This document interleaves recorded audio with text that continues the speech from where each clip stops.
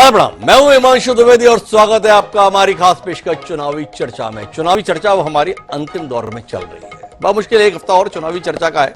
जब तक नई सरकार का स्वरूप नहीं बन जाता है तब तक हम चुनावी चर्चा के सिलसिले को जारी रखेंगे। पर चुनावी चर्चा के तहत आज सबसे महत्वपूर्ण दिन है। महत्वपूर्ण इसलिए है क्योंकि चुनाव का सबसे महत्वपूर्ण दिन कल है। कल चुनाव परिणाम आने वाले हैं। 7 चरण में चुनाव आयोग के द्वारा यह चुनाव कराएगा और जिसने ये चुनाव कराया था उस चुनाव आयोग ने आज एक पत्रकार वार्ता की और पत्रकार वार्ता में स्वीकार किया कि हमने कुछ ज्यादा ही लंबा चुनाव करा दिया। गर्मियों में इतना लंबा चुनाव हमें नहीं कराना था। देखेंगे 5 साल बाद कि क्या चुनाव आयोग को अपना कहा हुआ ध्यान रहेगा और अगली बार चुनाव थोड़ा कम अवधि का रहेगा। पर महत्वपूर्ण बात क्या है? महत्वपूर्ण यह है कि हमारा आज का विषय है 24 का दंगल, किसका होगा मंगल। मंगल से आशय यह है कि कल मंगलवार है।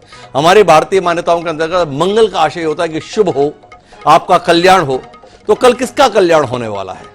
अगर एग्जिट पोल के आधार पर बात करें तो भारतीय जनता पार्टी के कई नेताओं ने उत्साह के साथ मिठाई का ऑर्डर कर दिया है। कुछ अति उत्साह में थे, उन्होंने तो मिठाई आज ही बांट बूट दी, खिला भी दी।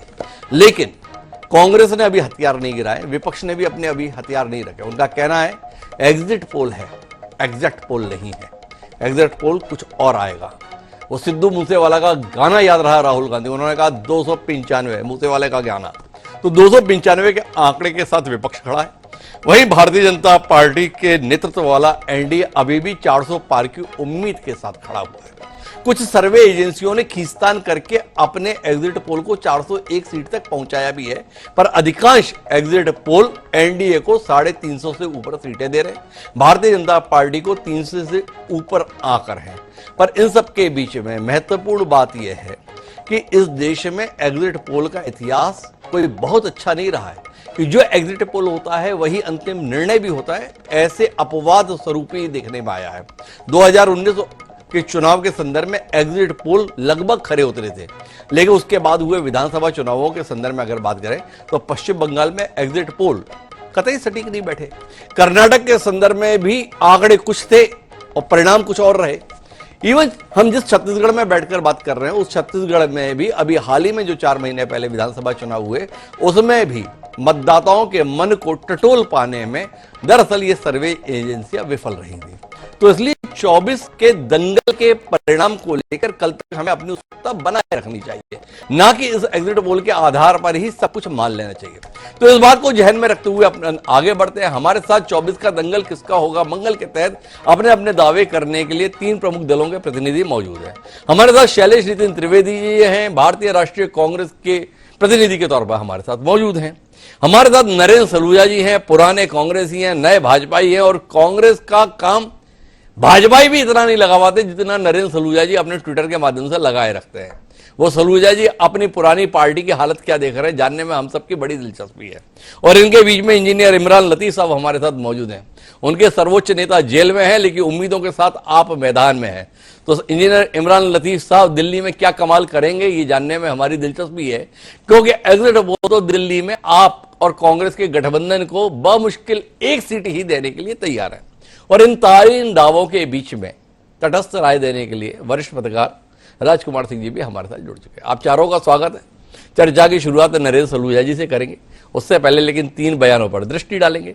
3 बयान सुनते हैं और उसके बाद अपनी चर्चा को आगे बढ़ाते हैं। कम 295 सीटें प्लस 295 से ज्यादा आएंगे, कम तो नहीं आएंगे। हमने आकलन किया, सरकारी सर्वे तो होते हैं क्योंकि उनके पास बहुत से आंकड़े बनाने का बिगाड़ने का ये पहले से भी है, और उनके चंद जो मीडिया के दोस्त हैं उसको हाई फाई करके वो भी लोग बताते हैं। अगर पड़ा है तो इनको बहुमत नहीं मिल रहा है और जो कांग्रेस पार्टी ने 295 का फिगर दिया है वो सही है। और उसके बाद यदि 300 पार तो वो जनता का वोट नहीं है, वो ईवीएम मशीन का वोट है। विपक्षी दल विशेषकर कांग्रेस और उनके मित्र पक्ष जिस प्रकार का एक लगातार कोशिश कर रहे हैं कि भारत के निर्वाचन के पूरे प्रोसेस को प्रश्न चिन्ह उठाया जाए या उसके ऊपर कुछ सवाल जवाब करके उनको डराया धमकाया जाए, इसके ऊपर इलेक्शन कमीशन बहुत कड़े कदम उठाए और उनके ऊपर एक्शन लिए जाए। और साथ ही साथ हमने अनुरोध किया है कि वो जनता के बीच एक स्पष्ट अपना वक्तव्य रखें जिससे वो बताएं कि काउंटिंग प्रोसेस और पूरा इलेक्शन प्रोसेस किस प्रकार से बड़े सुगम तरीके से चलाया गया है। और अगर कोई भी इसके बारे में गलतफहमी पैदा करे या देश या विदेश में भारत के निर्वाचन के काम के अंदर दखलंदाजी दे, उसके ऊपर कड़ी कार्रवाई की जाएगी। तो चर्चा की शुरुआत नरेश सलूजा जी आपसे करते हैं। तो आपकी पार्टी का इकबाल बड़ा जबरदस्त है। ये पीयूष जी हैं, पीयूष गोयल जी कद्दावर मंत्री हैं सरकार के। वो कल गए थे अपना डेलीगेशन लेकर चुनाव आयोग के पास, और चुनाव आयोग के पास उन्होंने कहा था कि देखो आपने बहुत बढ़िया काउंटिंग प्रोसेस पूरा तैयार किया है, इलेक्शन प्रोसेस बहुत बढ़िया तरीके से कराया है, आपको ये सबको बताना चाहिए। तो चुनाव आयोग के इतिहास में ये पहला मौका है जब काउंटिंग से एक दिन पहले बाकायदा चुनाव आयोग ने विधिवत पत्रकार वार्ता को संबोधित किया। अभी तक हम लोग जो देखते आए ना, वो देखते ये आए थे कि पत्रकार वार्ता चुनाव आयोग कार्यक्रम जारी करने के लिए करता था। तो अब आपसे जानना यह है कि भाजपा पर आरोप यह है कि वो सत्ता का इस्तेमाल करते हुए चुनाव आयोग को अपनी मशीनरी के रूप में इस्तेमाल करता है। कांग्रेस पार्टी और विपक्षी नेता इस पूरी चुनाव प्रक्रिया पर सवाल उठाते आए हैं। क्या कहते हैं आप, कुछ कहना चाहेंगे? मैं इसलिए आपकी आवाज बेहद कम आ रही है, फिर भी मैंने आपका सवाल सुना है जी। देखिए, कांग्रेस को पता है 4 जून को परिणाम क्या होना है। कांग्रेस ने उसकी भूमिका अभी से बनाना चालू कर दी है। दिग्विजय सिंह जी का बयान हम ईवीएम पे सुन चुके हैं जी। कांग्रेस की हम बातें सुन चुके हैं, सवाल उठा रही, कभी झूठे आरोप लगा रही कि 150 डीएम से बात हुई। चुनाव आयोग ने उनसे आधार और प्रमाण मांगा है, कांग्रेस अभी तक दे नहीं पाई है। तो कांग्रेस की स्थिति तो पता चल रही है। 4 जून को उनको पता है कि पार्टी गई तेल लेने, स्थिति खराब बनाना चालू कर दिए कि दोष किसको देना है, ईवीएम को देना है, चुनाव आयोग को देना है, कि एक दूसरे इंडी गठबंधन के नेताओं को देना है, अखिलेश यादव राहुल गांधी को देंगे, ममता बनर्जी सोनिया गांधी को देंगे। ये भूमिका देखिए, सारी स्थिति कल शाम तक देखिए कितने लड़ाई झगड़े, किस किस तरह के आरोप, इस सारी भूमिका आज से चालू हो गई। वैसे एक कमाल की बात है, देखो एग्जिट पोल के बाद विपक्षी दल के नेता हमारी आवाज ना सुन पाए, बात समझ में आती है, पर सलूजा जी आप भी हमारी आवाज नहीं सुनना चाह रहे हैं, ये बड़े कमाल की बात है। ऐसा आप क्यों कर रहे हैं? ऐसा क्या पूछ लिया था आपसे जिससे आपने सुनने से इनकार कर दिया होगा? आप पूरी तरह सुन रहे हैं हिमांशु जी, आपके बात पूरी तरह सुन रहे हैं। तो फिर जाके मेरा सवाल था आपसे, ये चुनाव आयोग ने आज पत्रकार वार्ता क्यों की, ये बताने के लिए हमने चुनाव एकदम ठीक कराए हैं। इससे पहले तो चुनाव आयोग को ऐसी जरूरत नहीं पड़ती थी। एक तो ये आपसे सवाल था, और दूसरा सवाल ये था कि ये कैसा एग्जिट पोल है जिसपे किसी को भी भरोसा नहीं है। भाई भाजपा के नेता बोल रहे हैं जितनी सीट बता रही है उससे ज्यादा आ रही हैं, विपक्षी दल बता रहे हैं जितनी सीटें दिखाई जा रही हैं उससे ज्यादा हमारी आ रही हैं। ये आप लोगों का सर्वे एजेंसी पे सभी लोगों का भरोसा क्यों नहीं है भाई? हमारा भरोसा है, हम ये नहीं कह रहे कि एग्जिट पोल गलत है, हम कह रहे हैं कि एग्जिट पोल होते होते ये सीटें और बढ़ेगी जी, इससे नीचे नहीं जाएगी, इससे सीटें और बढ़ेगी। हमारा तो ये कहना है कि कुछ सीटें कम दिखाई गई, सीटों का आंकड़ा और बढ़ेगा। हमारा एग्जिट पोल तो भरोसा है, हम कह रहे हैं एग्जिट पोल जब आएगा तो ये सीटें बढ़ेगी, कम नहीं होगी। अच्छा एक बार बताओ नरेश सलूजा जी, मतलब आप तो कमाल की बात कर रहे हो, जो सीटें आ रही हैं हाँ ऐसे ही आएगा इसे कहते हैं भरोसा, इससे कम आएगा या इससे ज्यादा आएगा उसे कहते हैं भरोसा ना करना। भाई कांग्रेस कह रही है इतनी सीटें भाजपा की नहीं आएंगी, आप बोल रहे हो हमारी इससे भी ज्यादा सीटें आएंगी। तो कुल मिलाकर इसका अर्थ तो यही हुआ ना कि देश के दोनों प्रमुख राजनीतिक दल इस सर्वे पर एतबार नहीं कर रहे, इस सर्वे पर भरोसा नहीं कर रहे। क्योंकि हमने कहा ना कि हमारा सर्वे पर भरोसा है, लेकिन हमारा जो सीटों का आंकड़ा कम बताया जा रहा है इससे थोड़ा सा हमारी मत भिन्नता है कि सीटें और बढ़ेगी, हम और सीटें ज्यादा लेंगे। तो मतलब क्या आपका दिग्विजय सिंह के आरोपों पर भरोसा है? दिग्विजय सिंह जी ने कहा है कि 300 से ज्यादा सीटें आई ना तो जनता का वोट नहीं है, वो ईवीएम की सेटिंग है। सेटिंग ठीक बैठी है क्या नरेश सलूजा जी, जो आपका कॉन्फिडेंस ऐसा बोल रहा है? भाई बड़े अनुभवी राजनेता हैं दिग्विजय सिंह जी, आपके तो पुराने साथी रहे, पुराने नेता रहे। हिमांशु जी आप मेरी टीवी पे बात नोट कर लीजिए, मेरा बयान रिकॉर्ड कर लीजिए। दिग्विजय सिंह जी करीब 3 लाख से ऊपर वोटों से कल चुनाव हार रहे हैं। अब नोट कर लीजिए, जी। दिग्विजय सिंह जी भूमिका बनाना चालू हो गए ईवीएम के ऊपर, जयराम रमेश कलेक्टरों के ऊपर भूमिका बनाना चालू हो गए, पूरी कांग्रेस भूमिका बनाना चालू हो गई है। लेकिन आप नोट कर लीजिए, भारतीय जनता पार्टी की एनडीए की सरकार पूर्ण बहुमत से बन रही है। अब की बार 400 पार का हमारा नारा जो है वो पूरा होता दिख रहा है। कांग्रेस का सुपड़ा साफ होगा, कांग्रेस के सारे दावे धराशायी होंगे, और जो भूमिका दिग्विजय सिंह ने बनाई है, तो 3 लाख से खुद चुनाव हार रहे हैं और मध्य प्रदेश में तो कांग्रेस का खाता भी नहीं खुल रहा है। तो दिग्विजय सिंह जी ने एक दिन पहले से माहौल बनाना शुरू कर दिया है। अच्छा, दिग्विजय सिंह जो हैं वो 3 लाख से चुनाव हार रहे हैं, और नकुलनाथ कितने लाख से चुनाव जीत रहे हैं? 3 लाख भी 1.5 लाख से ऊपर वोटों से चुनाव हार रहे हैं। उनके प्रति इतनी मेहरबानी क्यों की आपने, जो 1 लाख से कम वोटों से वो हार रहे हैं दिग्विजय सिंह के मुकाबले? ऐसा आपने क्यों किया नरेंद्र सलूजा जी? आपकी ज्यादा मोहब्बत तो नकुलनाथ और कमलनाथ से थी, और वोटों का अंतर आपने दिग्विजय सिंह जी के संदर्भ में बढ़ा दिया। ऐसा आपने क्यों किया नरेंद्र जी? हर सीट की परिस्थिति अलग अलग होती है। मैंने कहा जब वो यदि बात करें तो पिछले चुनाव में भी मध्य प्रदेश में से एक ही से ढाले थे, वो छिलवाड़ा। लेकिन यदि हम इस बार जीत रहे हैं 1.5 लाख से, तो ये तो हमारी निश्चित तौर पर जीत है, भारी जीत है कि हारी हुई सीट पे हम जीत रहे हैं, और वो भी शायद कमलनाथ जी ने। सलूजा जी, आप तो 15 सेकंड में 50,000 वोट गिरा दिए अपने। अभी आप बोल रहे थे कि 2 लाख से जीत रहे हैं, और 15 सेकंड बाद ही आपने कहा कि हम 1.5 लाख से जीत रहे हैं। ये 50,000 वोट कहां गायब हो गए?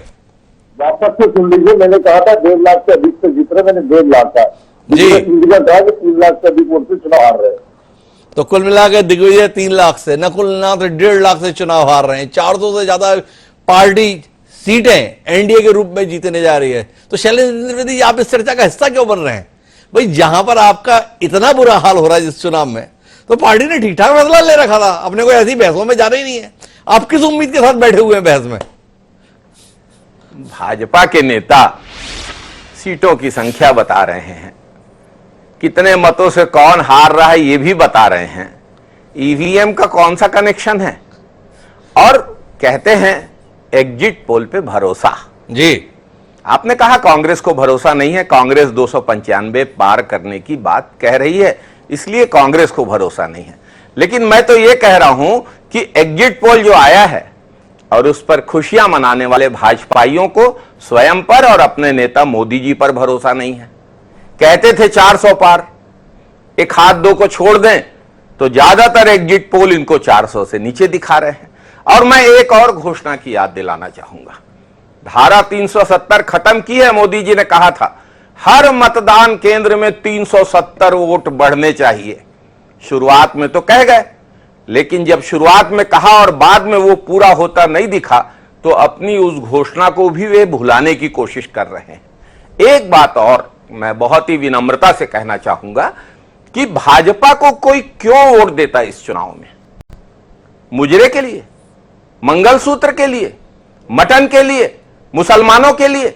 एक दिन पहले प्रधानमंत्री कहते हैं कि यदि मैं हिंदू मुसलमान करूंगा तो वो मेरी राजनीति का आखिरी दिन होगा, और दूसरे दिन अपने भाषण में वो मुसलमानों की बात करते हैं। ये कैसी परिस्थिति है? ये कैसी राजनीति है? भाजपा प्रधानमंत्री के बयानों के स्तर को लेकर जनता के प्रति जवाबदेह है। जहां तक चुनाव आयोग का सवाल है, चुनाव आयोग की विश्वसनीयता, शेषन जी को याद करिए, हर राजनीतिक दल थर्राता था उनसे, चाहे सत्ताधारी दल हो चाहे विपक्ष हो। आज चुनाव आयोग में एक कैबिनेट मंत्री ज्ञापन लेके जाता है और चुनाव आयोग पत्रकार वार्ता करता है। यह कैसी परिस्थिति है? चुनाव निष्पक्ष होना चाहिए और निष्पक्ष होते हुए दिखना भी चाहिए।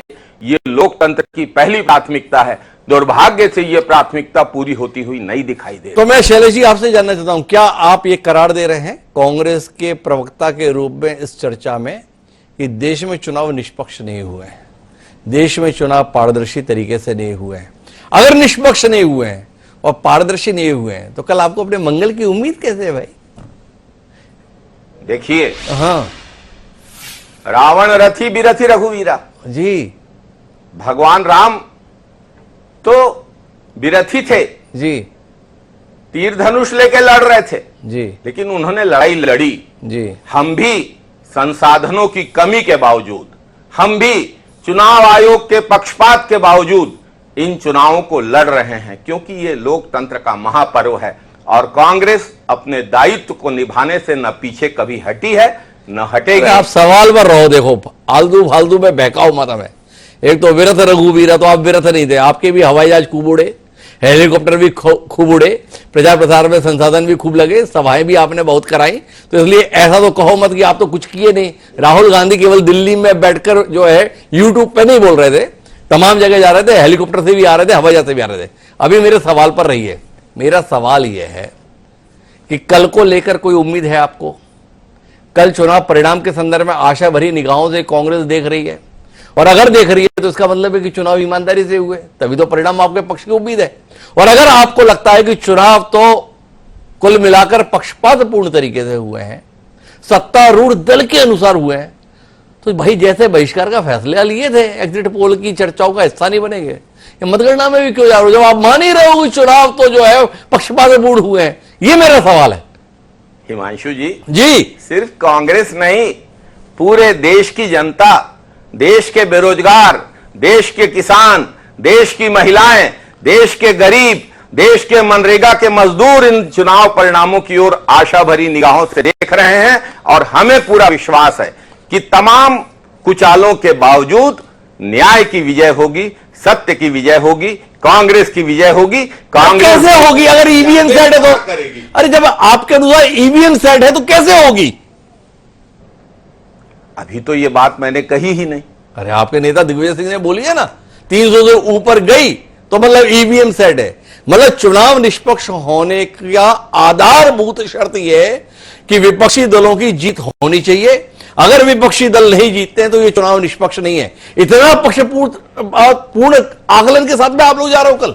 दिग्विजय सिंह जी ने बिल्कुल सही बात कही है जी। जिस हिसाब से बेरोजगारी बढ़ी है, जिस हिसाब से महंगाई बढ़ी है, जिस हिसाब से ये कुशासन चला है, जिस हिसाब से पेट्रोल डीजल की कीमतें बढ़ी हैं, जिस हिसाब से किसानों को वंचित किया गया है, किसानों को आंदोलन करना पड़ा है, मजदूरों को वंचित किया गया है, 2 उद्योगपति घरानों को बढ़ाया गया है, उसे देखते हुए भाजपा को यह चुनाव हारना चाहिए। और अगर भाजपा ये चुनाव नहीं हारती है तो स्पष्ट है, सब कुछ स्पष्ट है। देखो भाई, मुझे जाना तो इंजीनियर इमरान लतीफ जी के पास है, लेकिन शैलेश नितिन द्विवेदी जी जिस प्रकार की दलीलें दे रहे हैं, राजकुमार जी जिम्मेदारी बनती है आपकी कि एक संक्षिप्त हस्तक्षेप आपके माध्यम से आ जाए। भाई क्या कमाल की बात है, फैसला हमारे पक्ष में आया तो ही निष्पक्ष कहलाएगा, अन्यथा यह फैसला पक्षपातपूर्ण कहलाएगा। क्या कहते हैं राजकुमार जी इस दलील के संदर्भ में? हिमांशु जी, जहां तक मुझे याद है, चौथे चरण के बाद कांग्रेस पार्टी स्पष्ट कह चुकी है कि उसको ईवीएम पर कोई संदेह नहीं जी। तो उसके बाद इस तरह का तर्क देना, और वो भी जो दिग्विजय सिंह की जो कंडीशन थी कि अगर 300 से ज्यादा आती है तो ईवीएम का वोट, मुझे लगता है लोकतांत्रिक प्रक्रिया के साथ इस तरह का अविश्वास नहीं होना चाहिए। ईवीएम मशीन आप लेके आए, सबसे पहले आपने इंट्रोड्यूस की, पहली बार पूरे देश में ईवीएम पर चुनाव हुए, आप उसके जरिए जीते भी, उसके बाद भी विधानसभा चुनाव हारते जीतते रहे। आपका संदेह कुछ चीजों पर हो सकता है, कुछ प्रक्रियाओं पर हो सकता है, लेकिन आप पूरी चुनाव प्रक्रिया पर सवालिया निशान लगाएंगे तो मुझे लगता है विश्व के सबसे बड़े लोकतंत्र के लिए और देश की सबसे पुरानी राजनीतिक पार्टी के लिए यह उचित नहीं है। नहीं, मेरा राजकुमार जी थोड़ा और स्पष्ट तौर पर सवाल है, तय होना चाहिए ना आज विपक्षी दलों के द्वारा कि वो क्या मानते हैं, ये चुनाव पक्षपातपूर्ण है या ये चुनाव निष्पक्ष है। अगर पक्षपातपूर्ण है तो कल के लिए कोई उम्मीद ही नहीं। विपक्षी दल एक तरफ दावा कर रहे हैं हम 295 सीटें जीतने जा रहे हैं, और दूसरी तरफ कह रहे हैं कि चुनाव के संदर्भ में ईमानदारी नहीं है। दोनों बातों में संदेह उत्पन्न हो रहा है। क्या कहते हैं राजकुमार जी?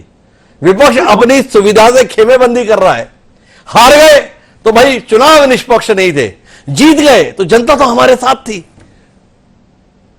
देखिए, जैसे मैंने पहले कांग्रेस स्पष्ट कर चुकी है अभी 10-1 दिन पहले कि ईवीएम पर कोई संदेह नहीं है, ईवीएम पर कोई सवाल वो नहीं उठाएंगे। इसलिए दिग्विजय सिंह जी जो कह रहे हैं वो उसको मुझे लगता है उनकी निजी राय हो सकती है, बहुत सारे मुद्दों में वो पार्टी की लाइन से अलग हटके बोलते रहते हैं, लेकिन जिम्मेदार नेता है, पूर्व मुख्यमंत्री है, उनको समझना चाहिए। अरे चलिए राजकुमार जी, आपने ईवीएम के संदर्भ में छोड़ दिया, वो जयराम रमेश तो पार्टी का अधिकृत प्रवक्ता है ना, मीडिया का चेहरा है, सार्वजनिक रूप से मीडिया सेल के प्रमुख हैं।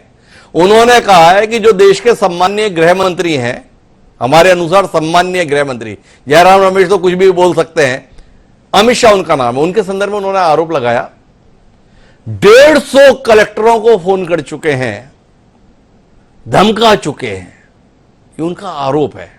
चुनाव आयोग ने कहा सूची दे दीजिए जरा, कहा 1 हफ्ते बाद देंगे। क्या कहते हैं आप इसके संदर्भ में? कुछ कहेंगे? आपने ईवीएम पे तो कह दिया कि कांग्रेस कह चुके हैं, पर ये तो कांग्रेस के अधिकृत प्रवक्ता ने कहा है। क्या कहते हैं? बिल्कुल आप सही कह रहे हैं। देखिए, हार जीत तो हर चुनाव में होती है और एक दल जीतेगा, एक पक्ष जीतेगा, दूसरा हारेगा। लेकिन आप अपनी साख, अपनी चुनाव प्रक्रिया की साख उसको दांव पर न लगाएं। अगर जयराम रमेश जैसे बड़े नेता ने, जो केंद्रीय मंत्री रह चुके हैं, आपने कहा कि मीडिया का चेहरा है पार्टी, बिना सूचना के, बिना उदाहरण के आप इतना बड़ा आरोप लगा देते हैं कि गृह मंत्री ने 150 डीएम से बढ़ा दिया। 150 का नहीं, 15 का नाम बता दीजिए आप, अगर है तो आपके पास। बात नहीं की है, धमकाया है, चमकाया है, ये आरोप लगाया है। और चुनाव आयोग ने कहा लिखित में दीजिए, सूची दीजिए, तो कह दिया 1 हफ्ते बाद देंगे। की घटनाओं से, इस तरह की हरकतों से कहीं ना कहीं कांग्रेस पार्टी की अपनी छवि बहुत खराब होती है। इसलिए इन चीजों से सबक लेना चाहिए। खराब होती छवि के बचाव के लिए शैलेश नितिन द्विवेदी कुछ कहना चाह रहे हैं। एक बार टिप्पणी आप कर लीजिए, फिर चलूं मैं इंजीनियर इमरान लतीफ जी के बाद, मुझे उनसे बहुत बातें करनी है भाई। देखिए, विश्व के अनेक देशों में ईवीएम लाई गई और उसके बाद हटा दिया गया जी। ईवीएम से जिस प्रकार से कमल निकल रहे हैं, हाथी दबाने के बाद, हाथ दबाने के बाद, उससे सब कुछ स्पष्ट है। छत्तीसगढ़ के विगत विधानसभा चुनावों में बसपा के कुरुत विधानसभा के प्रत्याशी ने स्वयं पूरे परिवार के साथ वोट दिया था हाथी छाप में, और सारे वोट फूल छाप के निकल गए। देखिए, ईवीएम की जो गड़बड़ियां हैं, समय आ गया है। अरे तो भाई मानिए ना शैलेश जी, कल हमारे लिए कुछ नहीं है, ईवीएम सेट है, हमारे चुनाव जीतने की कोई उम्मीद नहीं, कहिए ना फिर। नहीं, हमारी जीतने की उम्मीद है, इसके बावजूद हम लड़ेंगे और जीतेंगे। कांग्रेस अंग्रेजों से लड़ी थी, भाई ये कौन सी? देखो भाई दर्शकों, आप आराम से देखो, हमारे साथ माननीय शैलेश नितिन त्रिवेदी जी हैं, बोल रहे ईवीएम दबाते हैं, चाहे बसपा का दबाएं, चाहे कांग्रेस का हाथ के पंजे का दबाएं, कमल ही निकलता है। इसके बाद भी उनका कहना है कि कल जीतेंगे हम ही। दोनों चीजें कैसे हो पाएगी आप ही बताना। लेकिन इंजीनियर इमरान लतीफ साहब के पास हम चलते हैं, उनके नाम के साथ ही इंजीनियर जुड़ा हुआ है। तो लतीफ साहब, आप भी उतने ही संदेह के साथ हो, आपको ही वैसी आशंकाएं हैं, और अगर ऐसी आशंकाएं हैं तो ये मोदी जी और अमित शाह जिस दिल्ली में बैठते हैं ना, उन दोनों को बहुत सताते हो आप दिल्ली में बैठे बैठे भाई। पिछले 2 विधानसभा चुनाव में जैसे आपने लोगों को निपटाया है, तो आप बताओ कि आप ईवीएम की सेटिंग कैसे बिठाते हो कि जो ये बाकी जगह सेटिंग कर लेते हैं, आपके संदर्भ में सेटिंग नहीं चल पाती है।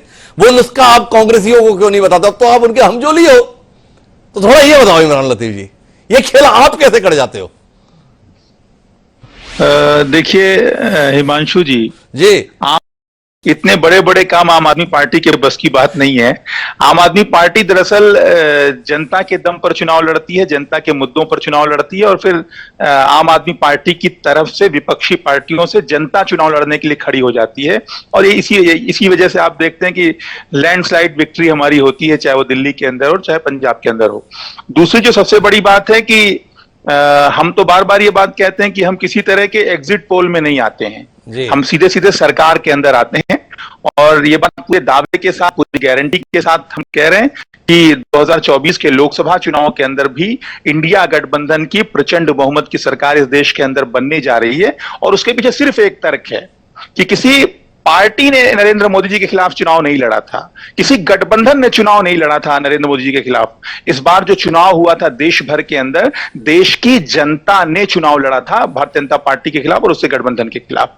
और आज जब जनता चुनाव लड़ने पर आमादा हो जाती है, तो वही दिल्ली वाला परिणाम आता है, वही पंजाब वाला परिणाम आता है, और वही इस बार गठबंधन के साथ भी वही परिणाम आने जा रहा है। तो हम बिल्कुल आश्वस्त हैं। और निश्चित रूप से मैं एक बात और बहुत जरूरी बात कह दूं हिमांशु जी, कि इस बार तो ये ईवीएम का लिटमस टेस्ट होने जा रहा है जी।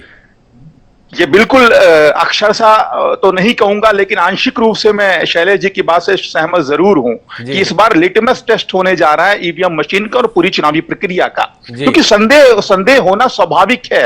मैं कोई इल्जाम नहीं लगा रहा हूं कि मैं बिल्कुल अपने इल्जाम पर अस्पष्ट हूं या कोई पुख्ता बात कह रहा हूं, लेकिन संदेह होना वाजिब है, क्योंकि जिस तरीके से भारतीय जनता पार्टी की केंद्र सरकार ने अब तक संवैधानिक एसआई का, चाहे आईटी डिपार्टमेंट का, चाहे जहां पर इनके हाथ में पुलिस होती है, उसका जिस तरीके से ये लोग इस्तेमाल अपने लठैत के रूप में करते हैं, अपने कार्यकर्ता के रूप में करते हैं, तो इसे बिल्कुल इनकार नहीं किया जा सकता है कि इन्होंने केंद्रीय चुनाव आयोग के ऊपर भी कोई दबाव बनाया होगा या उसको भी अपने तरीके से काम में लाने की कोशिश करी होगी। लेकिन हम कोई एक पुख्ता इल्जाम नहीं लगा रहे, एक संदेह की स्थिति है। लेकिन इस बार ईवीएम का लिटमस टेस्ट इस वजह से है क्योंकि देश की जनता ने एनडीए के खिलाफ चुनाव लड़ा था और निश्चित रूप से एनडीए के सामने इंडिया था, तो जनता ने इंडिया का साथ दिया है। अब वो ईवीएम भी इस बात की अगर तस्दीक कर देती है, इस बात को साबित कर देती है, तो ईवीएम ठीक है। अगर ईवीएम जनता के खिलाफ जाती है तो निश्चित रूप से उस पर सवाल उठने वाजिब है। बड़ा कमाल की दलील है भाई लतीफ साहब। थोड़ा रुके ना नरेंद्र सलूजा जी, अभी मेरे पास कुछ सवाल बाकी हैं, फिर आऊंगा आपके पास में। एक तो ये बताओ लतीफ साहब, जो आप ये बोल रहे हो, देखो आपने दिल्ली की जनता को ये बताया था कि सबसे बड़े चोर ये कांग्रेसी हैं, इन्होंने सब कुछ आपका चुरा लिया और इन लोगों को सत्ता में रहने का कोई अधिकार नहीं है।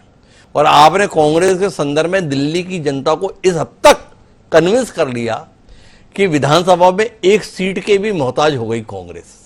ठीक है, तो जिनको आप चोर साबित करने में कामयाब रहे, उन तथाकथित चोरों के साथ इस बार आपने हिस्सेदारी कर ली, क्योंकि इस बार आप उसी कांग्रेस के साथ में चुनाव में उतर गए। और उसके बाद कह रहे हो कि लिटमस टेस्ट है। भाई जिनको आपने खलनायक बताया था उनके गले में इस बार गली गली घूमे हो और लिटमस टेस्ट जो है ईवीएम का बता रहे हो। ये लिटमस टेस्ट ईवीएम का होगा या आपके द्वारा उठाए गए कदम का? पहले तो यह समझाओ लतीफ साहब।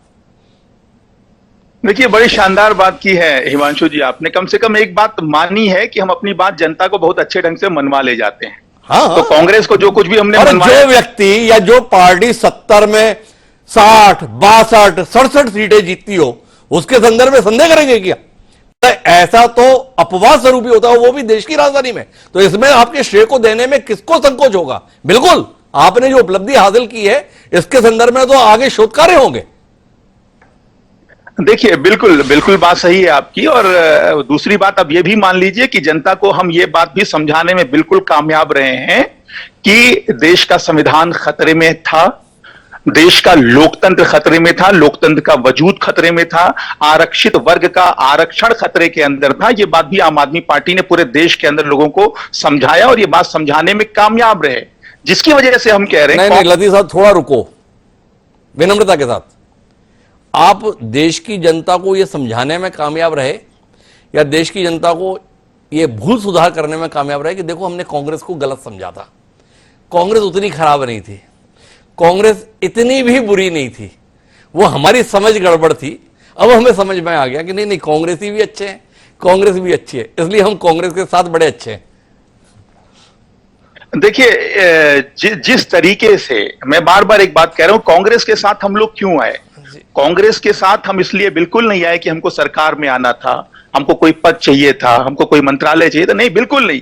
कांग्रेस के साथ हम मजबूरी में आए और मजबूरी ये थी, देश बचाने की मजबूरी थी, देश को, संविधान को बचाने की मजबूरी थी। कांग्रेस से हम लड़ लेंगे, हम फिर लड़ेंगे, आगे भी लड़ेंगे और लड़ते रहेंगे, हम इस बात को कह रहे हैं पूरी गारंटी के साथ। मतलब आप अभी भी मानते हो ना कि कांग्रेस चोरों की पार्टी है? जो आप पहले कहा करते थे वो विचार बदला तो नहीं आपका? जो देखिए, वैचारिक रूप से कांग्रेस पार्टी से हम कल भी हमारे मतभेद थे, आगे भी हमारे मतभेद होंगे। जहां पर कांग्रेस पार्टी सरकार के अंदर होगी, चोरी करेगी, उस चोरी को हम उजागर करने का काम करेंगे, हम संघर्ष करने का काम करेंगे, लड़ने का काम करेंगे। लेकिन यहां जरूरी इस बात का था कि कांग्रेस ने संविधान खतरे में नहीं डाला था, कांग्रेस ने देश खतरे में नहीं डाला था, कांग्रेस ने लोकतंत्र को खत्म करने की साजिशें।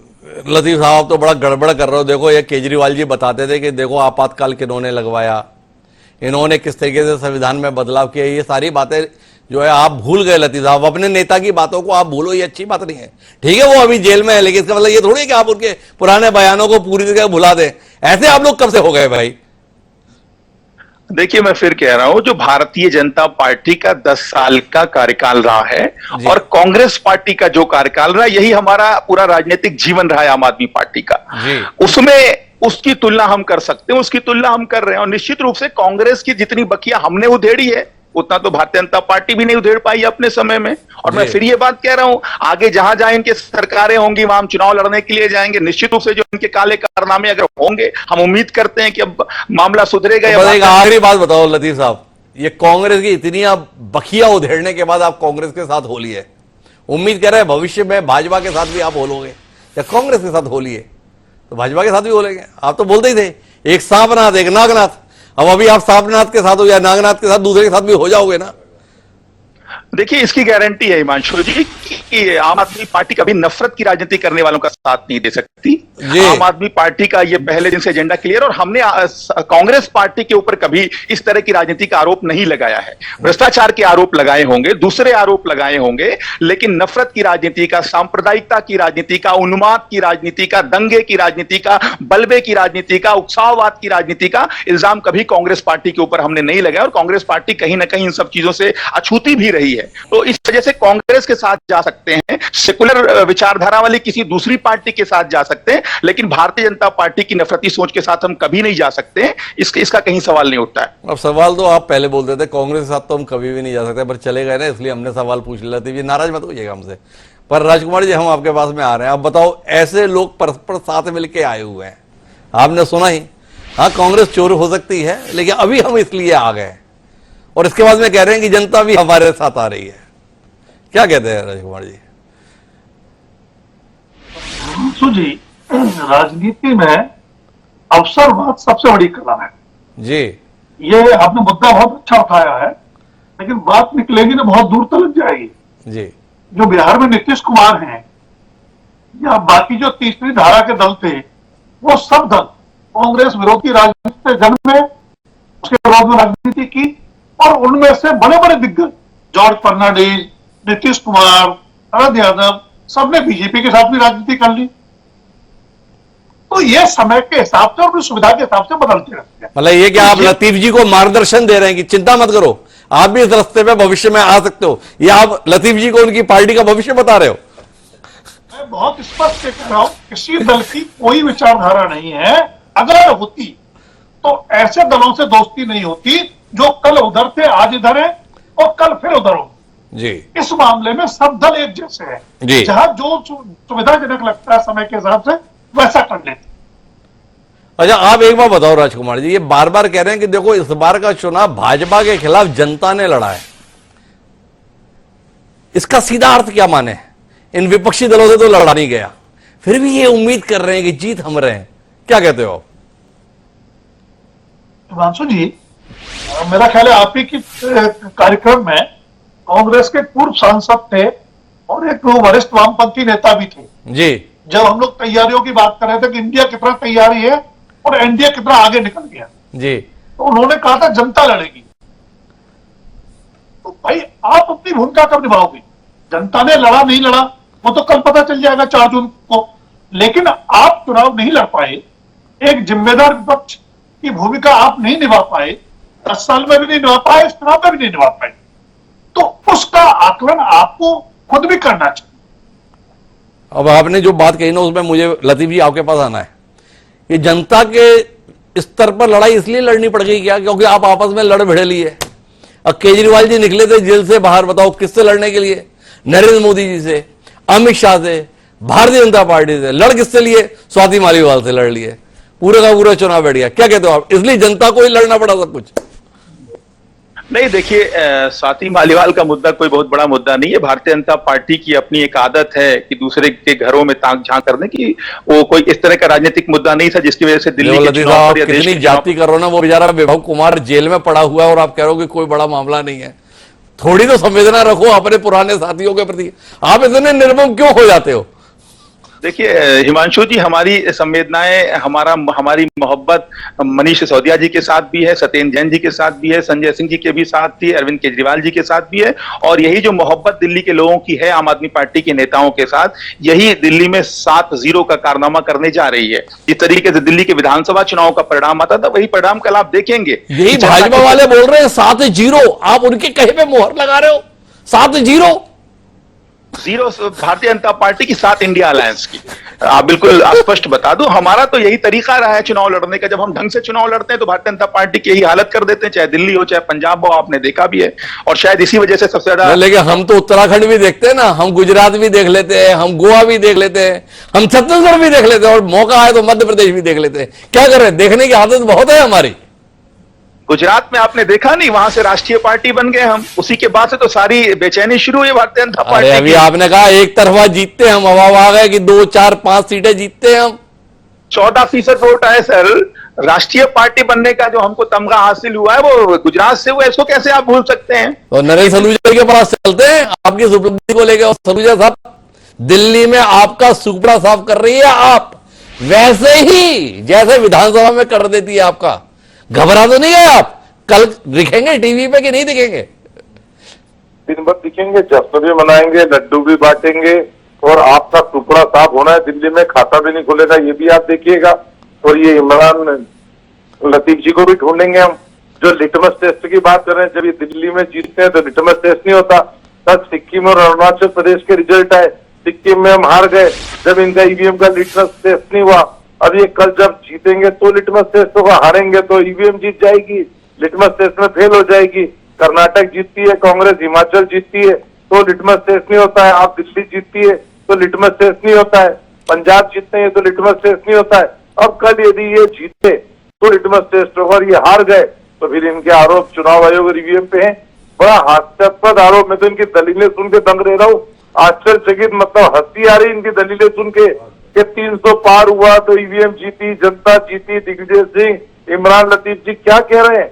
इनको यदि भरोसा ही नहीं है ईवीएम पे, चुनाव आयोग पे, तो इनको आज ही हार मान लेना चाहिए। ये कह रहे हैं हम जीते तो भरोसा है, हम हारे तो भरोसा नहीं है। ये कौन सा तर्क है? ये कौन सा तर्क है? लेकिन एक बात बताओ, आपने ये जितने राज्यों को उदाहरण दिए ना नरेंद्र सलूजा, आपकी यादाश्त तो गजब की है। तो आपने बताया कि देखो ये कर्नाटक जीते, ये हिमाचल जीते, ये दिल्ली जीते, ये पंजाब जीते, पर इन सबके जो एग्जिट पोल आए थे ना उनमें ये कहीं नहीं जीते थे, पर जब एग्जिट पोल आया ना तो ये जीत गए। अब ऐसे उदाहरण आपको याद हैं, कल क्या हो जाएगा आपके साथ? उदाहरण आप ऐसे दे दिए नरेंद्र जी। एग्जिट पोल से अच्छे एग्जिट पोल रहेंगे। जितनी सीटें एग्जिट पोल ने सबने मिला के दी उससे ज्यादा सीटें आएगी। मैं आपके टीवी चैनल के माध्यम से बात कर रहा हूँ, और कल भी आप मुझे नहीं, ये तो ठीक है आप कह रहे हो, पर किस आधार पे ये कह रहे हो? देखो मैंने फिर कहा आपसे, कर्नाटक में भी लोग आपकी सीटें ठीक ठाक दे रहे थे पर ऐसा हुआ नहीं। हिमाचल में तो आपकी सरकार बनवा रहे थे, बनी नहीं। पंजाब में भी आपने माहौल ठीक बना दिया था लेकिन सीट आई नहीं। दिल्ली में आप कहीं दिखते नहीं। तो जितने उदाहरण आपने दिए ना वो सारे एग्जिट पोल की विफलता के उदाहरण थे। इसलिए मेरा आपसे सवाल है कि इसके बावजूद भी आप बड़े कॉन्फिडेंस से बोल रहे हो कल अपनी आएगा, तो फिर क्या माने? इनके आरोप ठीक है, ईवीएम सेट है, आप तो हर एक जगह का फिगर भी बता रहे हो, इधर 3 लाख से, इधर 1.5 लाख से, इधर इतनी सीट है। ऐसा फिगर कहां से निकाल कर लाए हो? कौन सी कमांड सेट की हो नरेंद्र सलूजा जी जो ऐसे आत्मविश्वास के साथ बता रहे हो? हिमांशु जी, यदि ईवीएम सेट होती तो कल हम सिक्किम नहीं हारते। ईवीएम सेट होती तो हम दिल्ली, कर्नाटक, हिमाचल, पंजाब नहीं हारते। अब पवन चामलिंग के खिलाफ उनको आपने ही तो तैयार किया, तो कैसे आप जीतते? जो अभी वहां पर मुख्यमंत्री हैं वो आपकी कृपा से ही तो हैं। सबको पता है कि भाई आपने बड़ी मेहनत की है। भूल गए कि आप अपने ही बनाए हुए प्यादे को वजीर बनता बना। देख, कर्नाटक में हमने सरकार बनवाई है, पंजाब और आप दिल्ली में हमने सरकार बनवाई है। आप ये कहना चाह रहे? कमाल की बात करो नरेंद्र सलूजा जी, मैं वही तो आपसे कर रहा हूं कि देखो एग्जिट पोल से विपरीत नतीजे आए थे, इसके बावजूद आप बोल रहे हो कि कल तो हमारे ही नतीजे आएंगे। तो ऐसा कॉन्फिडेंस कहां से ला रहे हो? ये सवाल है ना भाई। आदमी अनुभव से सीखता है। हमारे यहां कहावत है कि दूध का जला छाछ भी फूंक फूंक कर पीता है। आप तो जो है सीधे क्या कर रहे हो? जनता का हमारी मोदी जी की गारंटी पे विश्वास है, जनता का हमारे सेवा, सुशासन, गरीब कल्याण पर विश्वास है। अब देखिए मोदी जी का भी कॉन्फिडेंस देखिए, 100 दिन के रोड मैप की तैयारी भी चालू कर दी उन्होंने। अगले 100 दिन में सरकार की क्या तैयारी होगी, क्योंकि हमको जनता पे विश्वास है। अरे यही कॉन्फिडेंस तो डराए हुए है, और इसी के कारण से तो ईवीएम सेट चिल्लाए हुए ये लोग। आपका कॉन्फिडेंस ही तो सारी बेचैनी पैदा किए हुए है सलूजा जी। थोड़ा कॉन्फिडेंस को लो रखा करो ना। हिमांशु जी, ये सिर्फ ईवीएम सेट बोलते तो इनकी बात पे थोड़ा जनता सुनती भी, लेकिन ये कंडीशन धर के ईवीएम सेट बता रहे हैं। 300 आई तो ईवीएम सेट, 300 से कम आई तो ईवीएम सेट नहीं, हम जीते तो ईवीएम। ये बड़ी महत्वपूर्ण दलील है सलूजा साहब ने। देखो ये कही पते की बात, उन्होंने कहा भाई ईवीएम सेट तो सीधे बोलो ना, ईवीएम सेट 300 से ज्यादा अगर भाजपा के आ गई तो ईवीएम सेट, और कम आई तो फिर जाके ईवीएम सेट नहीं। लतीफ साहब क्या कहते हो आप इस दलील के संदर्भ में? देखिए, नरेंद्र सलूजा जी या भारतीय जनता पार्टी के जो दूसरे नेता हैं जी, हमको इनकी नीयत से डर लगता है, इनके कॉन्फिडेंस से डर नहीं लगता है। इनकी नीयत हमने देखी ना, ईडी के मामले में, हमने सीबीआई के मामले में, आईटी डिपार्टमेंट के मामले में और तमाम मामलों में जहां जहां इनके हाथ में डंडा होता है उसका इस्तेमाल ये कैसे करते हैं, देश के लिए करते हैं या अपने निजी हित के लिए करते हैं, ये हमने बहुत अच्छे से पिछले 10 सालों के अंदर देखा है।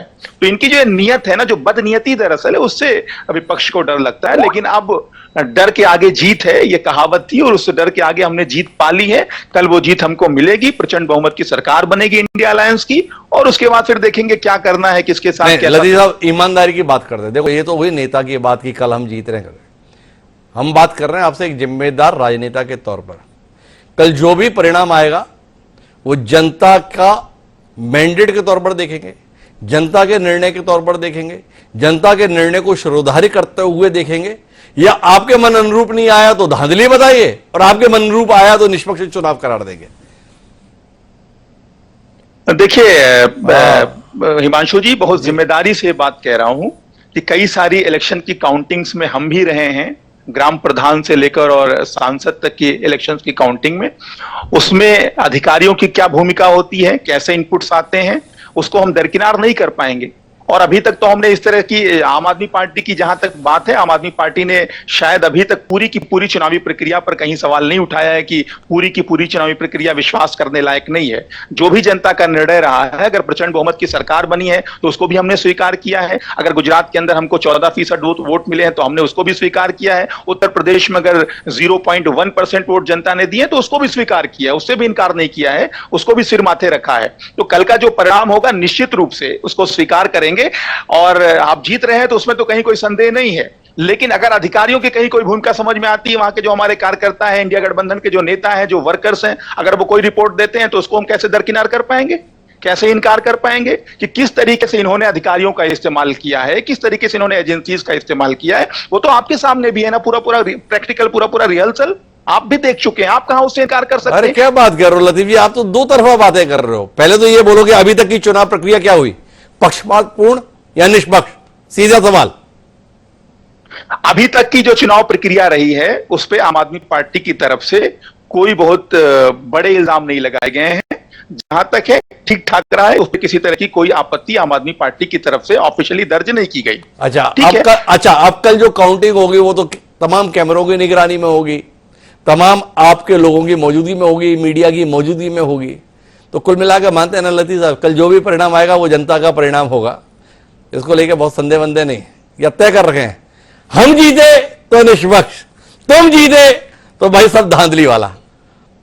नहीं, हम जीत रहे हैं, उसमें कोई मसला नहीं है। हम बिल्कुल प्रचंड बहुमत की सरकार बना रहे हैं, हमारे भी सर्वेज हैं, हमारे भी लोग हैं। तो शैलेश नितिन द्विवेदी जी, कुल मिला के लतीफ साहब तो मान लिया भाई चुनाव निष्पक्ष हुआ है। अब आप क्या कहते हो? आपकी मजबूरी में सहयोगी बने आम आदमी पार्टी के सम्मानीय प्रवक्ता लतीफ साहब तो मान रहे हैं भाई चुनाव तो ठीक ठाक ही हुआ है। अब कल जो नतीजा आएगा, आपके खिलाफ आया तो जनादेश, पक्ष में आया तो भी जनादेश, या अभी भी इसी दलील के साथ है, आना हमारे पक्ष में चाहिए तो ही जनादेश, अन्यथा सब कुछ धांधली वोट। जैसे लतीफ जी हमसे असहमत थे, मैं भी कुछ असहमति के बिंदु सामने रखना चाहता हूं। और बड़ा अच्छा लगेगा आपको कि एलाइज लड़ रहे हैं आपकी स्क्रीन पे। तो 2-3 बातें। पहली बात, मोदी जी ने तमाम भाषण दिए जिनमें नफरत और सांप्रदायिकता थी। नोटिस जारी किया गया जेपी नड्डा को। चुनाव आयोग क्या निष्पक्ष है? शेषन जी आज निर्वाचन आयुक्त होते तो क्या यह सब हो सकता था? और अवसरवादिता की बात आपकी बहस में हो रही थी।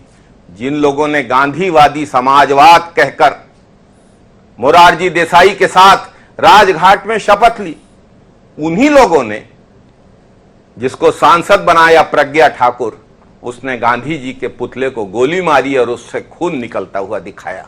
जिन लोगों ने लगातार नीतीश कुमार का नाम तो लिया ना, आपके विशेषज्ञ ने जो बैठे हुए हैं, राजकुमार सिंह जी आदरणीय, उन्होंने लिया ना नाम। नीतीश कुमार के साथ किसका गठबंधन है, किसकी अवसरवादिता है?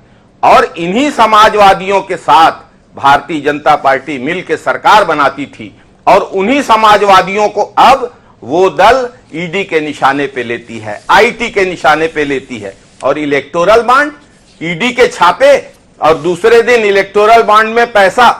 माननीय सर्वोच्च न्यायालय के निर्देश से जब इलेक्टोरल बॉन्ड सार्वजनिक हुआ, पूरे देश ने समझ लिया है कि किस तरीके से सरकारी तंत्र का दुरुपयोग इस देश में लोकतंत्र के साथ छेड़छाड़ करने के लिए किया जा रहा है। पूरा देश जान चुका है, समझ चुका है। अब कोई जानबूझ के आंखें बंद करना चाहे तो फिर कुछ नहीं कहा जा सकता। अच्छा, आपने सारा प्रोफेशन दे दिया, पर कुल मिला के ये नहीं कहा कि कल का जनादेश स्वीकार करोगे या नहीं करोगे। जनादेश हम शिरोधार्य करेंगे और हमें पूरा विश्वास है कि जनादेश इंडिया के पक्ष में आएगा, एनडीए के खिलाफ आएगा। भारत जीतेगा, भारत की जनता जीतेगी और एनडीए हारेगा, भाजपा हारेगा। अरे विश्वास तो ठीक है, राजनीतिक दल को इस विश्वास के साथ होना चाहिए, पर फिर से सवाल आखिरी बिंदु पर लेकर आता हूं। जनादेश आपके पक्ष में आया तो ही निष्पक्ष है, या सामने वाले के पक्ष में आ गया जनादेश तो भी वो निष्पक्ष है? जो राजनीतिक परिस्थितियां देख रहे हैं, जिस प्रकार से भाजपा के खिलाफ वातावरण है, पुलवामा में जीत गए थे 2019 सीआरपीएफ के जवानों को शहीद कराने के बाद, लेकिन अब कोई इनके पक्ष में नहीं है, कोई बात। अरे आपको याद नहीं रहता आज, कोई मुद्दा इनके पक्ष। अरे क्या बात करते हो, चले आपको कुछ याद रहता नहीं है आजकल। अरे तो आपने नारे नहीं सुने, जो राम को लाए हैं हम उनको लाएंगे, कैसी बात कर रहे हो? राम मंदिर जैसा संकल्प पूरा किया है, धारा 370 के प्रावधानों को हटाया है, 4 करोड़ मकान बना के दिए हैं, नल से जल पहुंचाया है, दुनिया भर के काम किए, 5वीं अर्थव्यवस्था बना दी, ऐसी तमाम उपलब्धियों के साथ मैदान में आए। भाई मेरा सवाल फिर आपसे वही है, आप कितनी कह लो, क्या कल का जनादेश भारतीय राष्ट्रीय कांग्रेस तभी स्वीकार करेगी जब उसे विपक्ष की जीत दिखाई देगी? अगर जनादेश इस रूप में आया कि जो है सत्ता में वही बने रहेंगे, तो उसे आप निष्पक्ष नहीं मानेंगे? स्पष्ट करिए ना बात को। मैं आपकी बात स्पष्ट करूंगा, लेकिन मेरी एक बात सुन लीजिए जी। भगवान राम आए हैं तो सर्वोच्च न्यायालय के आदेश से आए हैं जी, और 370 की बात तो मैं कह चुका कि क्यों नहीं 370 वोट प्रति बूथ वाली बात अब भाजपा के नेता दोहरा रहे हैं। और जहां तक नल जल की बात है, उसके बारे में भी जनता बखूबी सब कुछ जान रही है, समझ रही है। जो जनादेश होगा हम उसको शिरोधार्य करेंगे, लेकिन न्याय सिर्फ होना नहीं चाहिए, न्याय होते हुए दिखना भी चाहिए। ये एक राजनीति की मूल बात है। कुल मिलाकर शरद नितिन त्रिवेदी की उलझन यह है कि वो ये बोल कैसे दें कि कल जो भी परिणाम होगा वो निष्पक्ष होगा। क्या कहते हैं राजकुमार जी इस द्वंद्व के संदर्भ में? बड़े उलझ गए हमारे दोनों प्रवक्ता। इमरान लतीफ तो फिर भी थोड़ी सदाशयता का परिचय दिया, आखिर में मान लिए जो होगा निष्पक्ष ही मान लेंगे, पर शैलेंद्र नितिन त्रिवेदी जी अभी भी डरे हैं, सहमे हैं। क्या कहते हो आप उनके उस डर को, उस सहमने को? मानसू जी, शैलेश जी की दुविधा समझ सकते हैं। वो एक राजनीतिक दल के प्रवक्ता भी हैं जी, और चुनाव का जो माहौल है वो भी है, चुनाव परिणामों के बाद का जो माहौल होगा वो भी उनके नजर में है। लेकिन मैं एक बात कहना चाहता हूं, अतीत का अनुभव देख लें, किंतु परंतु के साथ करें, मन मार के करें, जो भी जनादेश होगा उसको सिरोधार्य करने के अलावा विकल्प किसी नेता के पास, किसी राजनीतिक दल के पास दूसरा होता नहीं। दूसरा, एग्जिट पोल, जैसा आपने भी कहा, मैं इन एग्जिट पोल्स को बहुत ज्यादा गंभीरता से नहीं लेता, और उसके 3 बड़े कारण। किसी भी चीज पे विश्वसनीयता के लिए पारदर्शिता होना बहुत जरूरी है। ये जो एग्जिट पोल है, यह भी हमने विदेशों से नकल किए हैं, लेकिन वहां ज्यादा पारदर्शी तरीके के साथ होते हैं। वहां प्रक्रिया बताते हैं, सैंपल साइज बताते हैं, किसने फंड किया वो भी बताते हैं, जो हमारे यहां छुपा लिया जाता है। अब 3% के सैंपल साइज पे आप एक इतने बड़े देश का, जो इतना विविधतापूर्ण देश है, उसका मन भाप लेंगे तो मुझे लगता है मजाक जाता है। जो राजनेता पूरे 5 साल जनता के बीच में रहते हैं, उनको मन पता नहीं चलता, और ये सैंपल सर्वे लेकर के आप बता देंगे, तो मुझे नहीं लगता कि बहुत गंभीरता से लेने की चीज है। आपने खुद उदाहरण दे दिए कितने गलत साबित हुए हैं। लेकिन कल जो आएंगे वो एग्जिट पोल होंगे, और उन पर सबको भरोसा रखना चाहिए। उन पर सबको भरोसा रखना चाहिए। देखिए महत्वपूर्ण बात क्या है, एग्जिट पोल के संदर्भ में ये बात हमेशा कही जाती है कि ये कोई सैंपल साइज उस तरीके का नहीं है जिस पर भरोसा किया जा सके। दलील ये भी दी जाती है कि भारत बहुत विविधतापूर्ण देश है, जैसा राजकुमार जी बता रहे हैं, पर कुल मिलाकर इसके बावजूद भी सबको इंतजार रहता है एग्जिट पोल का। राजनीति हमारी नसों में घुसी हुई है, तो हमारे को आनंद इसमें आता है कयासबाजी में। एग्जिट पोल हमारी उसमें मदद करते हैं, लेकिन कुल मिलाकर फैसला तो एग्जिट पोल के रूप में ही समझ में आता है, अर्थात जो मतगणना होती है और उसमें जो रुझान और वो अंतिम परिणाम। कुल मिलाकर दुनिया का सबसे बड़ा लोकतांत्रिक देश है भारत। भारत के मतदाताओं ने तकरीबन 1.5 महीने से भी ज्यादा समय तक चले इस चुनाव प्रक्रिया में हिस्सेदारी की है। उस हिस्सेदारी का अंतिम परिणाम कल आने वाला है। उम्मीद करते हैं कि देश की जनता आधा अधूरा जनादेश नहीं देगी। उम्मीद करते हैं कि देश की जनता एक स्पष्ट फैसला देगी कि वो अगले 5 साल किन लोगों के हवाले करना चाहती है। जो सत्ता में है उन्हीं को सत्ता में देखना चाहती है या बदलाव के साथ नए लोगों को मौका देना चाहती है। पर उम्मीद यह है कि जो जनता का जनादेश हो उसे आरोप प्रत्यारोप से परे रखकर सारे राजनीतिक दल स्वीकार करें, तभी देश की छवि अंतर्राष्ट्रीय स्तर पर मजबूत होती है, साफ होती है। क्या देश के तमाम राजनीतिक दल उस जिम्मेदारी का और जवाबदेही का परिचय देंगे, ये हमें कल पता चलेगा। ये आप चारों मेहमानों का बहुत बहुत धन्यवाद मतगणना से पहले चुनावी चर्चा का हिस्सा बनने के लिए। आज के इस कार्यक्रम में इतना ही। कल सुबह 8 बजे आपसे फिर मिलूंगा सीधे तौर पर मतगणना का लाइव अपडेट देने के लिए। पर तब तक के लिए मुझे दीजिए याद। सदा प्रणाम।